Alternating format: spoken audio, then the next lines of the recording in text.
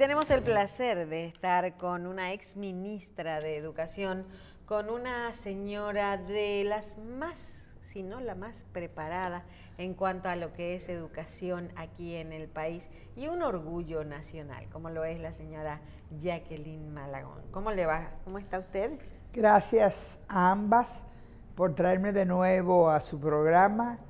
Vengo con mucho entusiasmo a contestar y a compartir con ustedes las cosas nuevas y buenas que tenemos en educación, que le traen mucha esperanza al pueblo dominicano, que está muy preocupado con el tema de la educación y de las evaluaciones, las evaluaciones. Salen, que empezando de abajo hacia arriba siempre tenemos buenas notas, pero así es, que no llegamos a lo que nosotros queremos en cuanto a la educación. Pero quisiera saber su apreciación personal de doña Jacqueline.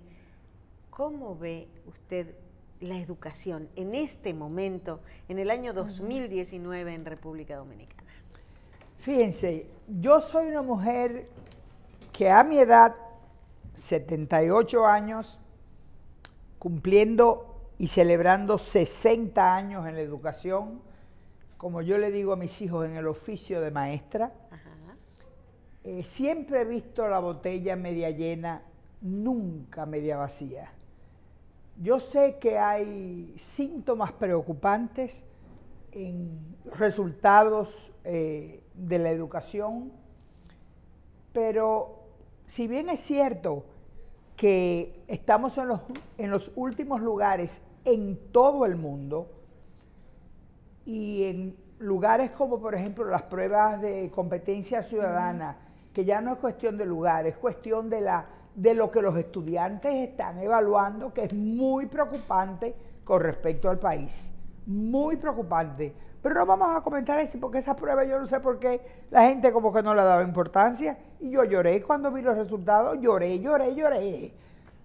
Lo que dijeron 5.000 estudiantes de 14 años en las escuelas dominicanas. Pero el tema es que yo sigo insistiendo en que nuestro mayor problema es la mala formación o la mala práctica del docente en el aula. Esa situación ha sido algo que ha venido empeorando en los últimos 25 o 30 años. Y digo en los últimos 25 o 30 años porque tú eres muy joven, Nereida, y la señora también, pero la educación que yo recibí, estoy hablando hace 60 y pico, 70 años, fue una educación de primera, que puede competir con la que hoy admiramos de Singapur, de Shanghái, de Finlandia, de Sur Corea. Una educación de primera. Y me eduqué en República Dominicana.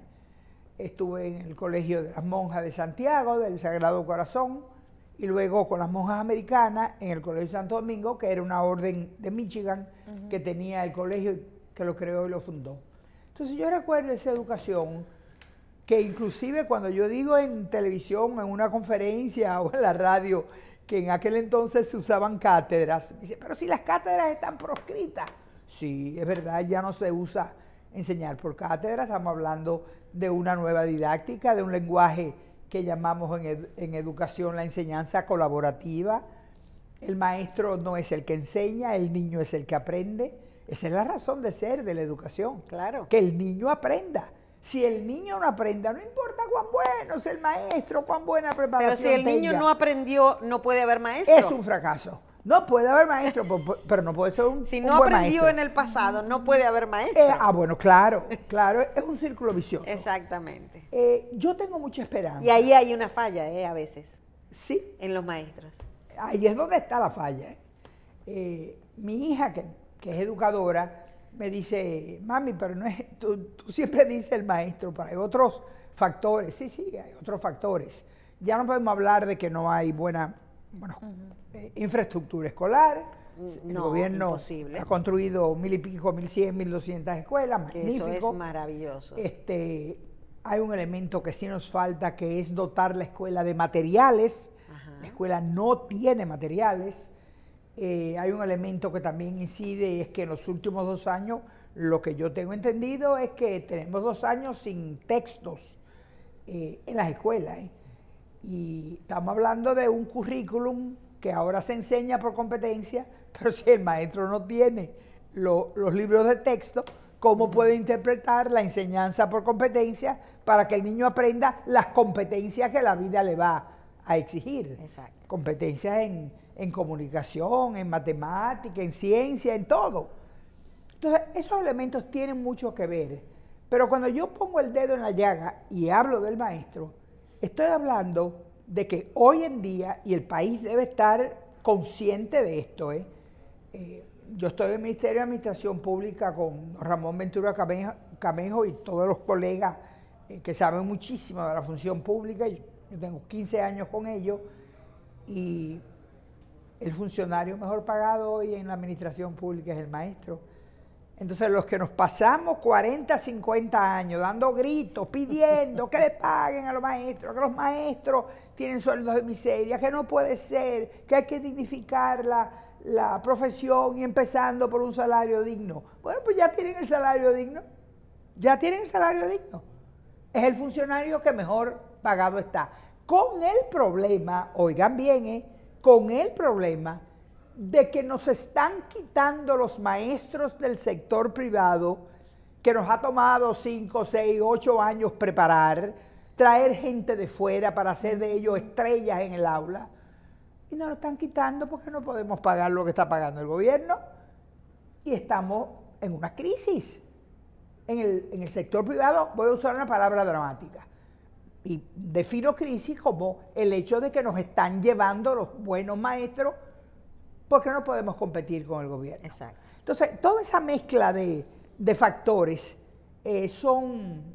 hay que ponderarlos para entender los problemas que hay. Pero vuelvo y repito, veo la botella media llena. Doña Ligia Mara empezó hace unos 4 o 5 años lo que se llama normas de formación docente. La salida de ella del Ministerio de Educación Superior, cuando estaban tan avanzadas las normas y se trabajaba en conjunto, vinculado con el Ministerio de Educación y con el Instituto Nacional de Formación y Capacitación Magisterial, que lo conocemos como INAFOCAM, ella salió del escenario de la formación. Tengo que decir que doña Alejandrina, mi amiga, he trabajado para ella ha trabajado conmigo, ha seguido el tema de las normas docentes que se están aplicando. Y la gran mayoría de las universidades, tanto la universidad del ministerio, que se llama ISFODOSU, Instituto Superior de Formación Docente Salomé Ureña, como la universidad estatal, como la mayoría, si no todas las universidades privadas, se han acogido a las normas de formación docente. Eso nos ha obligado a todos en las universidades a reestructurar un nuevo currículum de cara al siglo XXI, con un maestro diferente. ¿Por qué un maestro diferente? Porque es que la educación está cambiando, la educación ha cambiado. Los avances de la ciencia y de la tecnología nos obligan a llevar al aula una estrategia diferente para que nuestros niños aprendan.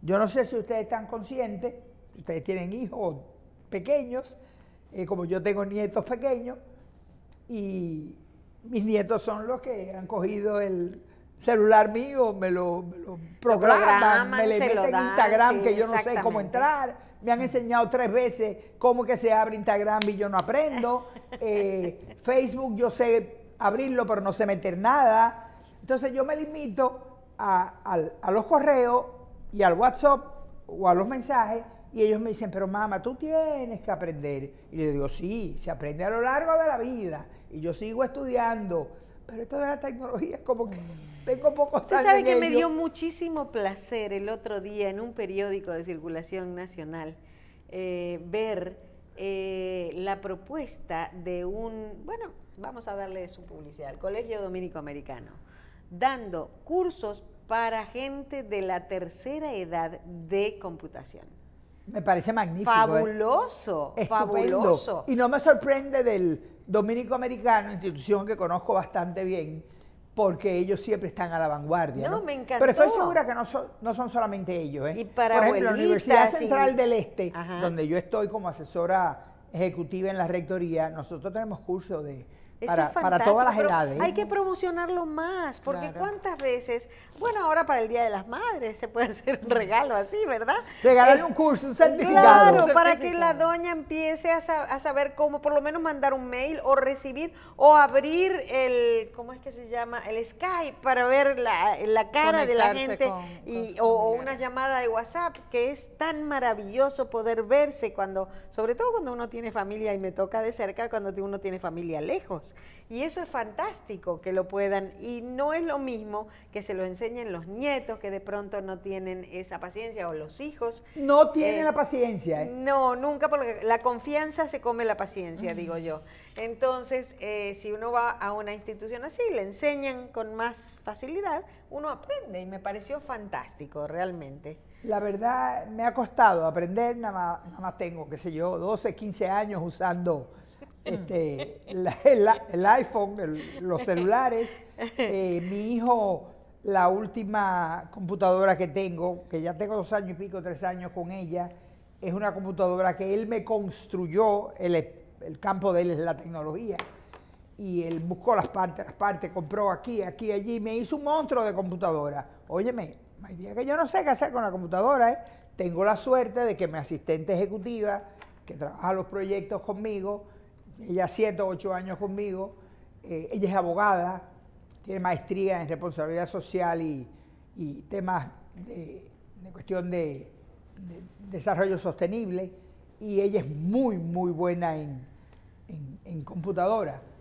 Y muchas veces yo le digo, Pamela, pero mira que se me atrabancó, que se me fue, ¿y por qué se me fue? Y ella me dice, pero doña, que usted no le dio a lo correcto, le metió el dedo donde no era. Digo, bueno, pero ¿y entonces qué hago? Espérese, yo se lo arreglo, Todo tiene y lo solución, arregla. sí. Pero cuando ella me hace el favor y me lo arregla, pero cuando son mis nietos que le digo, ay, John Jay, Andrés, Adrián, se me fue, se me atrabancó. Mamá, pasa. Digo, ¿y cómo lo hicieron? Ay, Mamá, ya. tú no vas a aprender. Pero enséñenme para cuando me vuelva a pasar. No, ya está arreglado.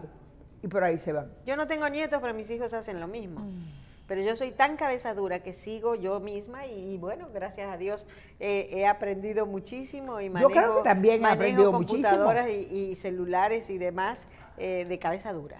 Yo creo que he aprendido muchísimo, no tanto como yo quisiera. Yo tengo un ingeniero que me da servicio, tiene 14, 15 años conmigo, una estrella de muchacho en cuestiones de tecnología. Mi hijo lo conoce muy bien y apoya que él sea que maneje el mantenimiento de mis equipos, pero la verdad es que, como diría el amigo Hipólito, me falta mucho por hacer, Por hacer. en ese tema. Y volviendo al ISFO2. Pero Volviendo al ISFO2. el ISFO2, yo estoy muy complacida. En todas partes estoy hablando del magnífico trabajo que está haciendo el doctor Julio Sánchez Mariñe, que fue vicerrector de investigación de INTEC.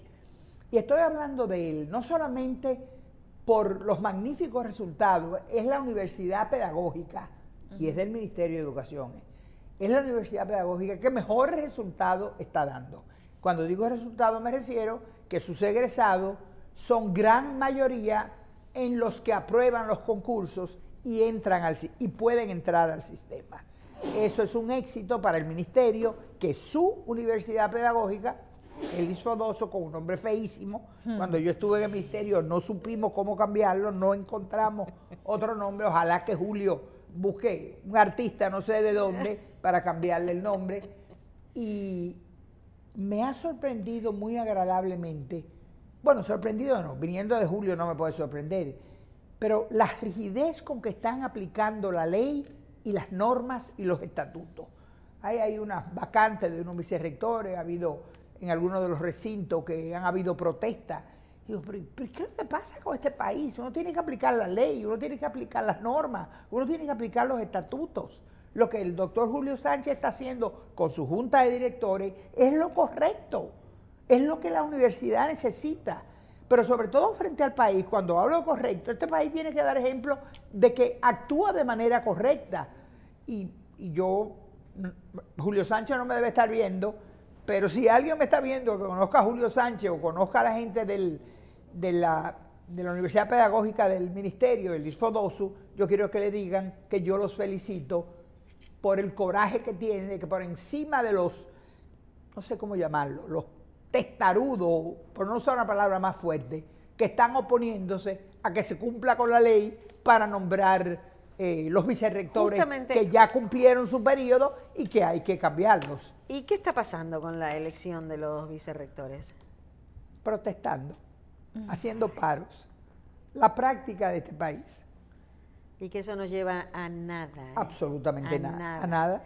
Y da un pésimo ejemplo. Y los cortes de calle y las protestas, dígamelo a mí que las conozco muy bien de Argentina, ¿dónde han llevado a ese país?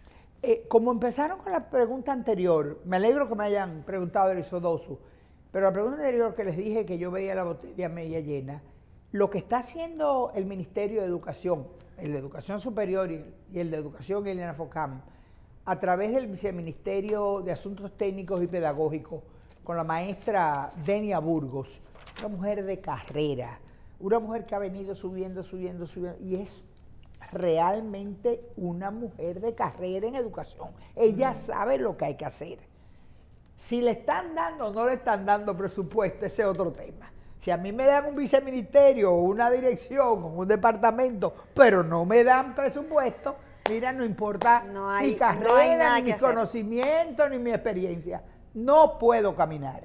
Yo estoy rogándole a Dios que el nuevo ministro, con quien no he tenido una conversación en privado, que los dos hemos hablado de tenerla, pero estoy esperando que cuando él pueda me llame. Pero el tema de presupuesto tiene que aplicarse al Viceministerio Pedagógico. Porque ¿cuál es la misión del Ministerio de Educación? ¿Es la pedagogía? ¿Es la enseñanza? ¿Son las 10 o 12 mil escuelas? ¿Incluyendo la supervisión de las privadas?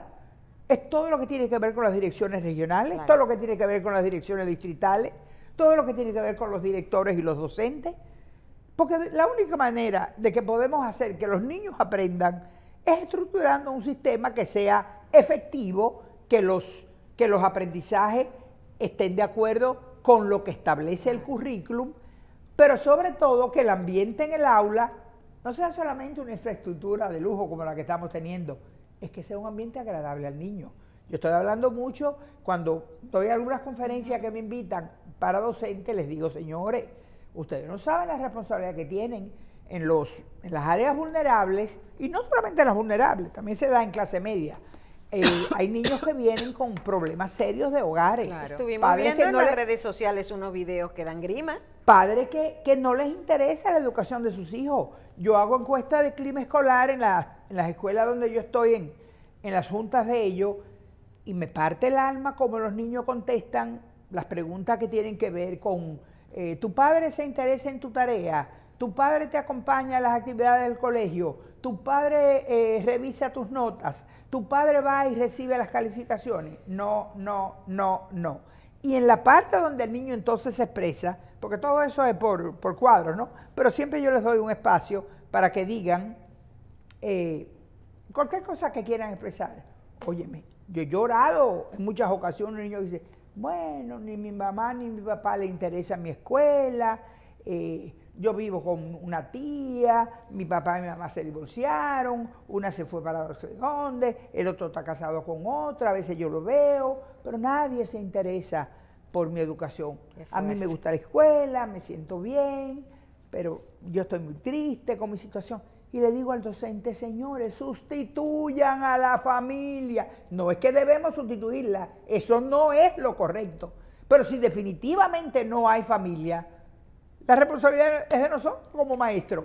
Suplir el cariño que ese niño debe recibir, la orientación que ese niño debe recibir, la fortaleza emocional que ese niño debe construir. Y eso se puede hacer en el aula, se hace en el aula.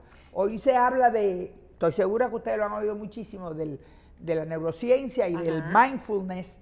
Y el mindfulness es la actitud que el niño puede adquirir en el aula según el maestro maneje el aula y maneje las emociones de ese niño. Si el maestro no le demuestra cariño al niño, es difícil aprender. Doña Jacqueline, la verdad es que conversar con usted siempre es bien agradable, una persona sobre todo por los años que tiene de experiencia trabajando en el sector educación aquí en República Dominicana. Tenemos una información que el tiempo casi se nos está yendo, pero no podemos dejarla pasar porque esto es pan caliente salido del horno y es la nueva ley departamental 33-2019 que habla de ideología de género. Ahora mismo tenemos las iglesias, los obispos y muchas comunidades que trabajan a favor de la familia en la mañana de hoy reuniéndose y pensando qué nosotros vamos a hacer porque entendemos que el Ministerio de Educación ha tomado una decisión sin consultarnos a nosotros y ellos entienden que esta ley de ideología de género justamente está atentando contra los valores familiares. ¿Cuál es su opinión con relación a esto? Eso no es cierto. Yo tengo, no es una ley, es una ordenanza. El ministerio se rige desde el Consejo Nacional de Educación y desde el despacho del ministro, se rige por ordenanzas. La ordenanza es de políticas de género. Y la política de género hace tiempo debió haberse definido. A mí me sorprendió que entre muchos mensajes que me mandaron ayer, había uno que parecía que venía de un grupo religioso, no sé de qué denominación, y hablaban del atentado, los valores, esto. Pero es que la gente no ha oído al Papa Francisco hablar del tema de género. Justamente. Porque el Papa Francisco es el primero que ha hablado de la igualdad de género, que la escuela debe respetarse la igualdad de género, que en los sectores productivos debe haber igualdad de género. La joven que ustedes tenían ahorita hablando, creo que tú le preguntaste, Nereida, el tema de la igualdad salarial. Esos son temas pan caliente, como tú le llamaste. Y que el ministerio haya elaborado una ordenanza y que la aplique, y que las escuelas la respeten, y que las familias la apoyen, va a ser de gran valor para la República Dominicana. Si alguien tiene miedo porque entre líneas ven que hay gay o lo que sea, no, exacto, que no lo dice. No, lo que pasa es que de acuerdo a los comentarios que he escuchado, y qué bueno tenerla aquí porque sabemos que usted es experta en el tema, hasta cierto punto es como un anzuelo que se está lanzando para que los niños desde pequeños puedan ser manipulados con relación a cómo ellos se ven, si quieren ser hombres, si quieren ser mujeres, entonces que ellos no tengan una identidad propia, o sea, no hay hombre ni mujer, yo escojo lo que yo quiera hacer, entonces se dice que esto es un anzuelo para llegar hasta este punto, lo cual obviamente atenta contra lo que es la familia y el ser humano como tal, porque es un engaño, o sea, el niño, la persona nace hombre o nace mujer. Ya luego que tú vas teniendo tu vida adulta, de repente tú te das cuenta de alguna preferencia sexual en cuanto a lo que estábamos hablando de las personas gay o heterosexuales. Pero lo que se está mirando es que se están manipulando los niños y de hecho las campañas en otros países que han promovido esto, se ve que desde pequeñitos hay una confusión, cuando todavía el niño a sus 5 o a sus 6 años está muy tierno incluso para entender lo que es una cosa o lo que es la otra, hablando en términos de sexualidad, más que Nereida, tendencias. Yo he leído mucho sobre el tema. En mi familia no he vivido ningún tipo de desviación de uno o de otro sexo, pero sí tengo muchos amigos y amigas y tengo familiares. Cuando digo mi familia me refiero a mis hijos y mis nietos, hasta ahora. Pero tengo familiares muy cercanos que han sido de un tercer sexo. Ahora, el tema no es que la escuela los desvíe, el tema no es que la escuela los manipule, no, es que la gente no sabe cómo es que esto se genera. Esto es una cuestión que viene de dentro de la naturaleza del niño o de la niña. No es que a mí me enseñen a ser gay. No es que a mí me manipulen, pero mira, qué mejor que tú seas gay, hembra o gay o lesbiana. No, no, no. Eso está dentro de la naturaleza y se manifiesta en determinado momento. Puede ser desde muy pequeño y tú notas que el niño es un poco afeminado. O puede ser desde muy pequeña y tú notas que la niña es un poquito amachada, podríamos decir. Bueno, yo soy de los que creo, igual que el Papa Francisco, Hay que respetar la naturaleza del ser humano. El hombre y la mujer tienen el derecho de ser como sienten ser. Si yo no. Las amigas mías que han tenido hijos o nietos o primos o familiares que han tenido amigos, una inclinación inclusive diferente al sexo con que nacieron, yo soy de las que le digo, acéptenlo, quiéranlo, abrácenlo, Doña Jacqueline, pero... porque es que son seres humanos con Pero, derecho. doña Yo Jacqueline, dice el Papa Francisco y yo soy católica. Doña Jacqueline, el punto es, yo recuerdo cuando yo era pequeña, en mi aula habían personas también desde jóvenes que tenían ciertas manifestaciones, sobre todo los varones, porque en las hembras a veces era poco notable por el tema de que las mujeres siempre andábamos juntas y nos agarrábamos de manos y teníamos cierto afecto, era mucho más natural. Y yo nunca vi una discriminación, o sea, yo siempre he visto que la persona, en mi opinión, siempre se ha respetado. Ahora, lo preocupante es lo que se está mirando, que es como empujando a los jóvenes, a los niños, a que conozcan algo que ellos ni siquiera han preguntado y que puede crearle una cierta confusión. Es como pero una eso presión. no es lo que dice la ordenanza, Nereida. La gente tiene que leer la ordenanza. La ordenanza respeta la naturaleza humana. Lo que dice es que la escuela y todos los estamentos del ministerio, ¿no?, tienen que llevar al aula una política de igualdad de género. Y no habla de desviación de género, ni de otro sexo, ni de un tercer sexo. Si mi nieto estuviera aquí conmigo, me dice, ay, en California, en el colegio nosotros han identificado 79 géneros. Y le digo, Andrés, ¿qué? Dice, 79, mamá. Digo, bueno, yo nada más he oído 3 o 4 o 5. Y me dice, no, hay mucho más, tiene muchísimos nombres. Digo, bueno, pues no me lo diga porque no lo quiero saber. Pero yo creo que la escuela debe hablar con naturalidad de esto, como la escuela debe hablar de desarrollo económico, que no lo está hablando. Que la escuela debe hablar de desarrollo social, que no lo está hablando. La escuela debe hablar del compromiso cívico de los ciudadanos y no lo están hablando. O sea, tenemos que tener una escuela, como dicen en inglés, up to date, actualizada.